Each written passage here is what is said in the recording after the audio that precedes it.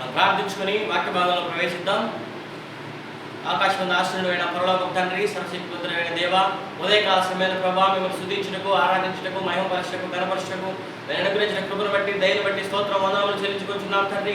ఎక్కడ ఇద్దరు ముగ్గురు చేరిన నామమున ప్రార్థిస్తారు అక్కడ నేను ఉంటాను సెలవించిన రీతిగా ప్రభా మీరు మా మధ్య నుండి, మాతో ఉండి, మాలో ఉండి మమ్మల్ని ముందుకు నడిపిస్తున్నందుకు స్తోత్రం వందనములు చెల్లించుకుంటున్నాం తండ్రి. ఈ యొక్క వాక్య భాగం దీవించి ఆశీర్వదించుకొని ఈ పరిశుద్ధాత్మ శక్తి ద్వారా ముందుకు నడిపించుకొని యేసుక్రీస్తు ప్రభు పరిశుద్ధ నామమున ప్రార్థించున్నాము తండ్రి. ఆమేన్. పరిశుద్ధ గ్రంథము నుంచి సామెతల గ్రంథము 1వ అధ్యాయము 20వ వచనం నుంచి చివరి వచనం వరకు మనం ధ్యానించుకుంటాం. సామెతల గ్రంథము 1వ అధ్యాయము 20వ వచనం నుంచి చివరి వచనం వరకు మనం ధ్యానించుకుంటాం. జ్ఞానము వీధులలో కేకలు వేయుచున్నది, సంత వీధులలో బిగ్గరగా పలుకుచున్నది, గొప్ప సందడి గల స్థలములలో ప్రకటన చేయుచున్నది. పురద్వారములోను పట్టణంలోను జ్ఞానము ప్రచురించుచు తెలియజేయుచున్నది. ఎట్లనగా, జ్ఞానం లేని వారులారా మీరెన్నాళ్ళు జ్ఞానం లేని వారుగా ఉండకూడదురు, అపహాస్యకులారా మీరెన్నాళ్ళు అపహాస్యం చేయుచు ఆనందిద్దురు, బుద్ధిహీనులారా మీరెన్నాళ్ళు జ్ఞానం అసహించుకుందురు. నా గద్దింపు విని తిరుగుడి, ఆలకించుడి, నా ఆత్మను మీ మీద కుమ్మరించుదును, నా ఉపదేశమును మీకు తెలిపేదను. నేను పిలువుగా మీరు వినకపోతిరి, నా చేయి చాపగా ఎవరినో లక్ష్య పెట్టకపోయిరి. నేను చెప్పిన బోధ ఏమీ మీరు వినక త్రోసివేసిరి, నేను గద్దింపగా లోబడకపోతిరి. కాబట్టి మీకు అపాయం కలిగినప్పుడు నేను నవ్వేదను, మీకు భయం వచ్చినప్పుడు నేను అపహాస్యం చేసేదను. భయం మీ మీదకి తుఫాను వలె వచ్చినప్పుడు, సుడిగాలి వచ్చినట్టు మీకు అపాయం కలుగునప్పుడు, మీకు కష్టమును దుఃఖమును ప్రాప్తించినప్పుడు నేను అపహాస్యం చేసేదను. అప్పుడు వారు నన్ను గూర్చి మొరపెట్టదురు కానీ నేను ప్రత్యుత్తరం ఇయ్యకుందును. నన్ను శ్రద్ధగా వెతికెదరు కానీ వారికి నేను కనబడకుందును. జ్ఞానం వారికి అసహ్యమాయను, యెహోవా యందు భయభక్తులు కలిగి ఉండ వారికి ఇష్టం లేకపోయిను. నా ఆలోచన నిర్ణయంలోకపోయి, నా గద్దింపులు వారు కేవలం తృణీకరించిరి. కాబట్టి వారు తమ ప్రవర్తనకు తగిన ఫలం అనుభవించెదరు. తమకు వ్యక్తసగమగు వరకు తమ ఆలోచనలను అనుసరించెదరు. బుద్ధి లేని వారు దేవుని విసర్జించి నాశనమగుదురు. జ్ఞానం లేని వారు దేవుని విసర్జించి నాశనమగుదురు. క్షమించండి, జ్ఞానం లేని వారు దేవుని విసర్జించి నాశనమగుదురు. బుద్ధిహీనులు క్షేమం కలిగినదని మయమర్చి నిర్మూలమగుదురు. నా ఉపదేశం అంగీకరించువాడు సురక్షితంగా నుండును, వాడు కీడు వచ్చుచున్న భయము లేక నెమ్మదిగా నుండును. ప్రియమైనటువంటి దేవుని బిడ్డలారా, ఈ వాక్యం మనం గమనించినట్లయితే జ్ఞానము వీధులలో కేకలు వేస్తుందంట, సంత వీధులలో బిగ్గరగా పలుకుచున్నదంట, గొప్ప సందడి గల స్థలములలో ప్రకటన చేయుచున్నది, పురద్వారంలోను పట్టణంలోను జ్ఞానము ప్రచురించు తెలియజేయుచున్నది. ఏమని తెలియజేస్తుంది జ్ఞానం అంటే? ఎట్లనగా, జ్ఞానం లేని వారులారా మీరెన్నాళ్ళు జ్ఞానం లేని వారుగా ఉండకూడదురు, అపహాసకులారా మీరెన్నాళ్ళు అపహాస్యం చేయుచు ఆనందింతురు, బుద్ధిహీనులారా మీరెన్నాళ్ళు జ్ఞానమును అసహించుకుందురు. నా గద్దింపు విని తిరుగుడి, ఆలకించుడి, నా ఆత్మను మీ మీద కుమ్మరించుదును, నా ఉపదేశమును మీకు తెలిపేదను. నేను పిలువగా మీరు వినకపోతిరి, నా చేయి చాపుగా ఎవరినూ లక్ష్య పెట్టకపోయిరి. నేను చెప్పిన బోధను ఏమీయో మీరు వినక త్రోసివేసిరి, నేను గద్దింపగా లోబడకపోతిరి. ప్రియమైనటువంటి దేవుని బిడ్డలారా, ఈ వాక్య భాగం గమనించినటువంటి మనము ఒక ప్రాముఖ్యమైనటువంటి వాక్య భాగం మనం ఇప్పుడు తెలుసుకోబోతున్నాం. చూడండి, మనము జ్ఞానము మనకు పిలుస్తుంది. జ్ఞానం లేని వారు రండి, మీరు జ్ఞానం తెలుసుకోనండి, మీరు జ్ఞానం కలిగి ప్రవర్తించండి అని జ్ఞానం మనల్ని పిలుస్తున్నప్పుడు మనం జ్ఞానాన్ని తృణీకరిస్తున్నాం. కానీ ఈ దినమున ప్రభు వాక్యం మనకు జ్ఞానంతో మనల్ని హెచ్చరిస్తుంది. మిమ్మల్ని నేను పిలుస్తున్నప్పుడు మీరు రాకపోతే నా దగ్గరకు, మీకు అపాయం కలిగినప్పుడు నేను నవ్వేదను, మీకు భయం వచ్చినప్పుడు నేను అపహాస్యం చేసేదను. భయం మీ మీదకి తుఫాన్ లాగా వస్తుంది. కష్టమును దుఃఖమును అపాయమును మీకు సంభవించినప్పుడు మీరు నాకు మొరపెడతారు. మీరు నన్ను శ్రద్ధగా వెతికినప్పుడు నేను మీకు దొరకను. ఎందుకంటే నేను మిమ్మల్ని పిలిచినప్పుడు మీరు నా దగ్గరికి రాలేదు.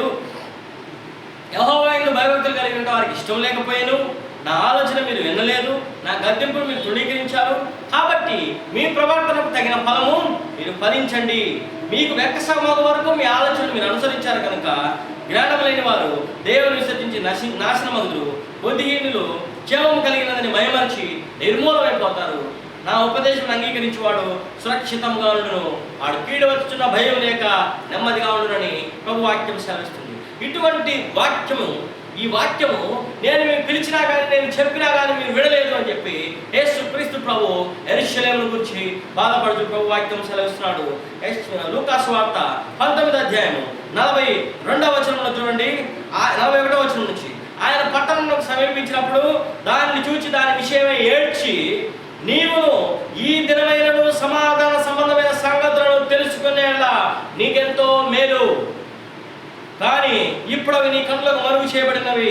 ప్రభువు నిన్ను దర్శించిన కాలం ఎరుగకుంటివి కనుక నీ శత్రువులు నీ చుట్టూ గట్టు కట్టి ముట్టడి వేసి అన్ని ప్రక్కల నిన్ను అరికట్టి నీలో నుండి నీ పిల్లలతో కూడా నిన్ను నేల కలిపి నీలో రాతి మీద రాయి నిల్చుండి నీ దినములు వచ్చినని చెప్పినము.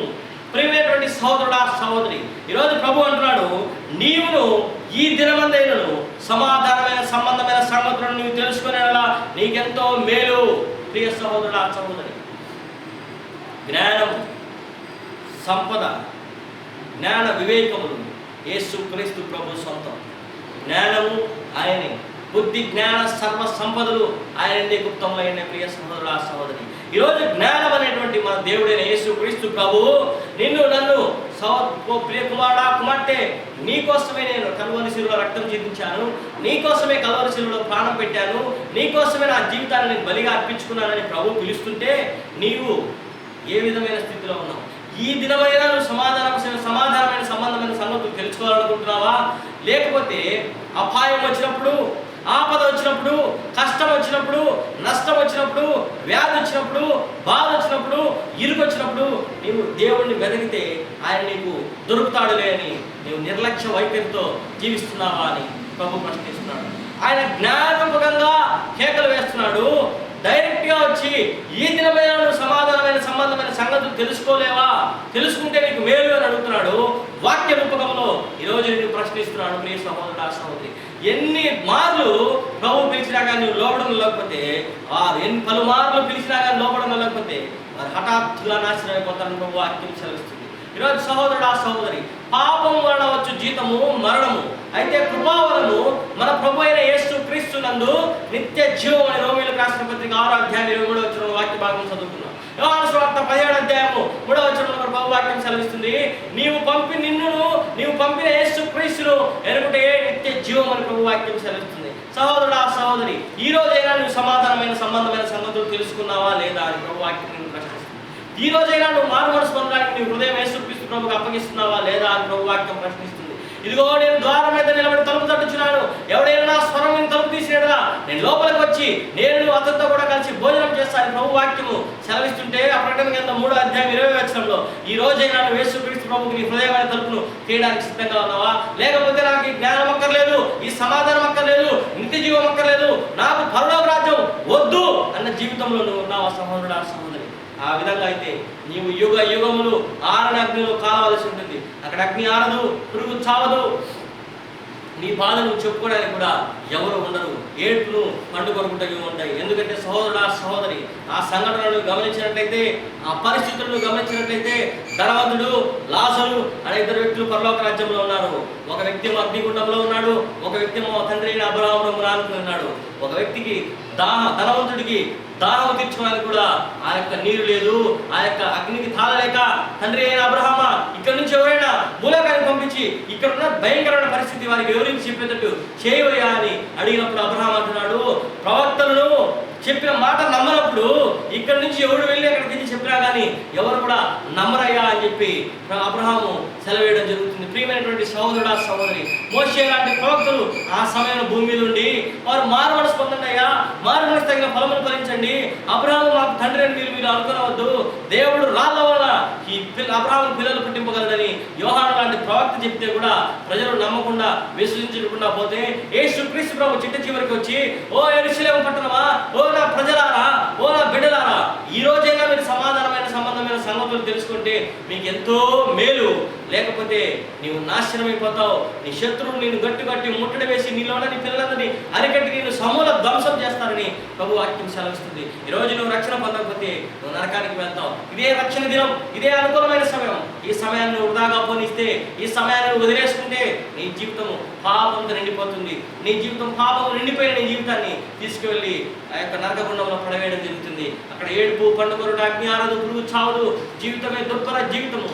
అటువంటి జీవితము నువ్వు పడకూడదని, అటువంటి కష్టం పడకూడదని యేసు క్రీస్తు ప్రభువు నీ పాప నిమిత్తము, నా పాప నిమిత్తము, సర్వ మానవాళి పాప పరిహారార్థ నిమిత్తము కల్వరి శిలువలో చేతులలో చీలలు, కాళ్ళలో చీలలు, తల మీద ముళ్ళ కిరీటం, రక్తలో బల్లెం పోటు, వీపంతా దున్నబడ్డ దేహం ద్వారా ఆఖరి రక్తం పొట్టు వరకు రక్తము చిందించి ప్రాణం పెట్టి తిరిగి లేచాడు. ఆయన రక్తం మీద విశ్వసిస్తే, యేసుక్రీస్తు ప్రభువును విశ్వసిస్తే నీకు నరకం ఉండదు, నీకు నిత్య జీవము, నీకు శాశ్వతమైన ఆనందము, నీకు శాశ్వతమైన ఆశీర్వాదం కలుగుతుంది. నీవు పరలోక రాజ్యంలో ఉంటావు. నీవు చేయవలసిందల్లా యేసు క్రీస్తు ప్రభువునందు విశ్వాసం ఉంచడము. యేసు క్రీస్తు ప్రభువునందు విశ్వాసం వస్తే నీవు, నీ ఇంటి వారు కూడా రక్షణ పొందుతారు. యేసు క్రీస్తు ప్రభు నిన్ను ఆశీర్వదిస్తాడు, నీ కుటుంబాన్ని ఆశీర్వదిస్తాడు, నీ అప్పులను తీరుస్తాడు, నీ యొక్క వ్యాధులను స్వస్థపరుస్తాడు, నీ బాధలను తీరుస్తాడు, నీ రోగములను స్వస్థపరుస్తాడు, నీ యొక్క కష్టాన్ని తీరుస్తాడు, నీ యొక్క కష్టమును, అప్పులను తీర్చి, నీ బాధలను తీర్చి, నీ ఇరుకులను తీర్చి, నీ కుటుంబాన్ని ఆశీర్వదించి, నీ పిల్లలను ఆశీర్వదించి, నీ సంపదను ఆశీర్వదించి, నీ వ్యాపారాన్ని ఆశీర్వదించి, నీ సమస్తమైన ఆశీర్వాదాలు దీవెనతో యేసుక్రీస్తు ప్రభువు నింపుతాడు. ప్రియ సహోదరుడు, ఆ సహోదరి, ఇదే రక్షణ దినం, ఇదే అనుకూలమైన సమయం. నువ్వు అనుకోవచ్చు వేరే ఇంకొక సమయం ఉంది, ఇంకొక సమయం వచ్చినప్పుడు నేను యేసు ప్రభువుని తెలుసుకుంటానని. అటువంటి సమయం వచ్చినప్పటికి నువ్వు ఉంటావో, ఇంకొక పరిస్థితుల్లో ఉంటావో అది నీకు కూడా తెలియదు. ఇదే రక్షణ దినం, ఇదే అనుకూలమైన సమయం. యేసుక్రీస్తు ప్రభువు నీ సొంత రక్షకునిగా అంగీకరించు. యేసుక్రీస్తు ప్రభువు నీ జీవితాన్ని సమర్పించు. యేసుక్రీస్తు ప్రభువు ఆయన కన్న తల్లి, కన్న తండ్రి చేర్చుకున్నట్టుగా నిన్ను చేర్చుకుంటాడు. తప్పిపోయిన కుమారుని ఆ తండ్రి ఆదరించినట్టుగా యేసుక్రీస్తు ప్రభువు నిన్ను ఆదరించడానికి సిద్ధంగా ఉన్నాడు. ఈ రోజైనా నువ్వు సమాధానమైన సంబంధమైన సంగతులు తెలుసుకో. ఈరోజు జ్ఞానం వీధులలో కేకలు వేస్తుంది, జ్ఞానం సంత వీధులలో కేకలు వేస్తుంది. అయ్యా అమలారా, యేసుక్రీస్తు ప్రభువుని తెలుసుకోండి. ఆయన రక్షణ స్వార్థను మీకు మేము ప్రకటిస్తున్నాం. ఆయన రక్షణ తెలుసుకోండి. నీ పాప నిమిత్తం, నీ శాప నిమిత్తమే యేసుక్రీస్తు ప్రభు కల్వరి శిలువలో రక్తం చిందించాడు. ఆనాడు ఆదాము చేసినటువంటి, అవ్వ చేసినటువంటి పాపము దేవునికి వ్యతిరేకంగా వారు పాపం చేశారు. ఆ పాప శాపము నీ మీద ఉంది. నీ క్రియల మూలంగా చేసిన పాప శాపం నీ మీద ఉంది. అటువంటి పాపమును, శాపమును తుడిచివేయడానికి యేసుక్రీస్తు ప్రభు కల్వరి శిలువలో రక్తం చిందించి ప్రాణం పెట్టి తిరిగి లేచాడయ్యా. యేసు ప్రభువునందు విశ్వాసం ఉంచండి అయ్యా. మీరు, మీ కుటుంబాలు రక్షణ పొందుతాయి. మీరు పరలోక రాజ్యంలో ఉంటారని జ్ఞానం కేకలు వేస్తుంది. అయినా నువ్వు తెలుసుకునే స్థితిలో నువ్వు ఉంటే ఈరోజు నువ్వు ఎంతో అదృష్టవంతుడివి, నువ్వెంతో భాగ్యవంతుడివి, నువ్వెంతో అదృష్టమైనటువంటి, నువ్వెంతో ఫలభరితమైనటువంటి అవకాశం కలిగినటువంటి వ్యక్తివి. లేకపోతే ఈరోజు కూడా నువ్వు సమాధానమైన సంబంధమైన సంగతులు తెలుసుకోకపోతే నీ జీవితము నరకానికి వెళ్ళవలసి వస్తుంది. నువ్వు యేసుక్రీస్తు ప్రభువునందు ఉంటే నీ జీవితంలో శాంతి, యేసుక్రీస్తు ప్రభువునందు ఉంటే నీ జీవితంలో సమాధానం, యేసుక్రీస్తు ప్రభువునందు ఉంటే నీ జీవితం అభివృద్ధి, యేసుక్రీస్తు ప్రభువునందు ఉంటే నీ జీవితంలో గొప్ప వెలుగు ఉంటుంది. అప్పుడు యేసుక్రీస్తు ప్రభు చెప్పినట్టుగా నేడు లోకంలోకి వెలుగైనట్టుగా నీవు కూడా లోకంలో వెలుగు కలిగి తేజెలుగుతావు. ప్రియ సహోదరుడా, సహోదరి, ఇది రక్షణ దినము, ఇది అనుకూలమైన సమయం. యేసుక్రీస్తు ప్రభు వాక్యం సెలవిస్తుంది, నేనే మార్గమును, సత్యమును, జీవమును, నా ద్వారా తప్ప తండ్రి యొద్దకు ఎవడు కూడా రాడని చెప్పి. ఈరోజు అపోస్తలుల కార్యం 4:12 వాక్యం సెలవిస్తుంది, ఈ నామం తప్ప ఏ నామంలో కూడా, భూలోకంలో ఏ నామంలో కూడా నీకు రక్షణ దొరకదు. కాబట్టి సహోదరుడా, సహోదరి, యేసుక్రీస్తు ప్రభు రక్తమును విశ్వాసం ఉంచు. యేసుక్రీస్తు ప్రభు నీ హృదయంలోకి ఆహ్వానించు. యేసు ప్రభువా, నా హృదయంలోనికి రా, నీ రక్తంతో నన్ను కడుగు, నన్ను పవిత్రపరచు, నీ బిడ్డగా నన్ను మార్చు, నీ యొక్క నూతన శక్తితో నన్ను నింపు, నూతన బలంతో నన్ను నింపు, నీ నూతనమైన మార్గం నాకు దయచేయి, నూతన హృదయం నాకు దయచేయని అడిగినప్పుడు యేసు ప్రభు నీ జీవితాన్ని మారుస్తాడు. ఒకటి కొత్తగా జన్మిస్తే కానీ వాడు దేవుని రాజ్యంలో ప్రవేశింపలేడు. ప్రభు వాక్యం సెలవించింది ఇదిగా. యేసుక్రీస్తు ప్రభు నీ జీవితంలోకి వస్తే నీ కొత్తగా జన్మిస్తావు. అప్పుడు నువ్వు యేసు ప్రభు, ఎవరైనా యేసునందు నేనలా వాడు నూతన సృష్టి, పాతవి గతించును, ఇదిగో సమస్తం కొత్తవాయను. చూడండి ప్రియమైన దేవుని బిడ్డలారా, యేసుక్రీస్తు ప్రభు నిత్య జీవం గలవాడు. హెబ్రీయుల రాసిన పత్రిక 13వ అధ్యాయం ప్రభు వాక్యం సెలవించింది ఇదిగా. ఆయన నిన్న నేడు ఏకరీతిగా ఉన్నటువంటి దేవుడు కనుక ఆయన నిన్ను నన్ను ఆశీర్వదించి పరలోక రాజ్యాన్ని తీసుకెళ్తాడు. ప్రార్థించుకుందాం. పరలోకమందున మా తండ్రి, చెప్పబడిన వాక్యం దీవించి ఆశీర్వదించండి, వెన్న హృదయాలు ఫలింపు చేయండి. మీరు నిత్య జీవం ప్రభువా, మీరే నిత్య జీవం ప్రభువా. ఈ పాపం మరణవచ్చు, జీతం మరణం అయితే కృపావరము మన ప్రభు అయిన యేసుక్రీస్తు నిత్య జీవం అని రోమీయులకు రాసిన పత్రిక 6:23 సెలవించింది. నీతిగా ప్రభువా, నిత్య జీవం కలిగి మేము ముందుకు సాయం చేయమని వినామలో ప్రభువా, మీరు మా జీవితాలను ముందుకు నడిపిస్తామని మీ రక్తంతో మమ్మల్ని కడిగి పవిత్రపరిచిన విధానం బట్టి స్తోత్రం వందనాలు చెల్లించుకుంటూ, ఎవరైతే మీ యొక్క రక్షణ కోరుకుంటారో వారికి మీ రక్షణ కలుగు చేయడం మీకు సిద్ధంగా ఉండగా, ఈ క్షణం రక్షణ కోరుకుని వారిని మీ రక్తంతో కడిగి పవిత్రపరిచి మీ రాజ్యానికి వారసులుగా మారుస్తున్నందుకు స్తోత్రం వందనాలు చేయించుకుంటూ ఈ స్వార్థం అనేక మందికి వ్యాపింపజేయమని, విస్తరింపజేయమని యేసు క్రీస్తు ప్రభు పరిశుద్ధ నామమున ప్రార్థించుచున్నాము తండ్రి. ఆమేన్.